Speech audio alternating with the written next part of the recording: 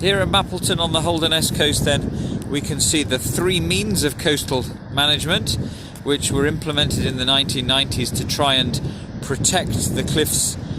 behind and the settlement of Mappleton, and the B1242 road at the top of the cliffs, which is only about 50 metres from the cliff top at the point where it bends towards the coast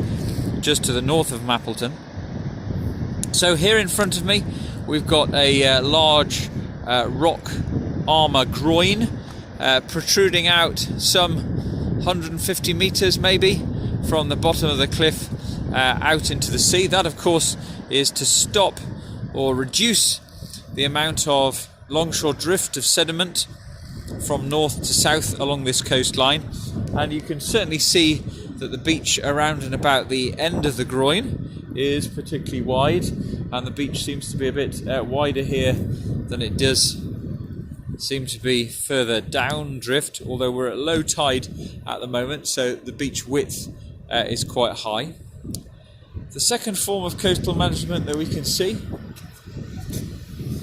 just move around this couple so we can see a bit more easily,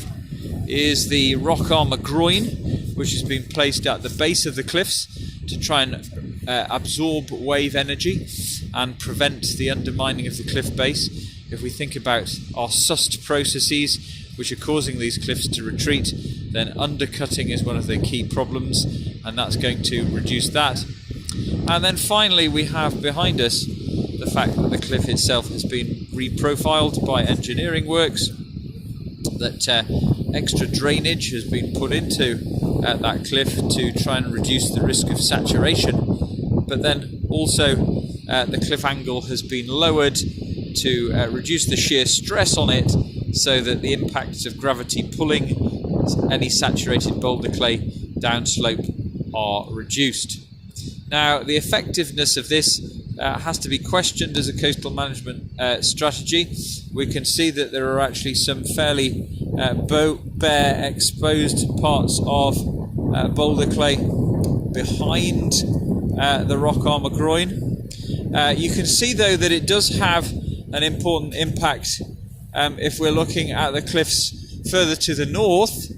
beyond the first groyne. You can see that there's bare exposed boulder clay there, and the cliffs are more actively slumping. But even if we have a look at the cliff line just below the farm here, there is something of a landslip scar there, and so rotational slides and slumps, despite the cliff reprofiling, are still continuing to occur. And the car park, which is at the top of the cliff over there, a part of that recently has been sealed off and the fence brought in because cliff collapse is still occurring despite the lack of undermining. So you do have to question the effectiveness of these coastal management strategies here at Mappleton.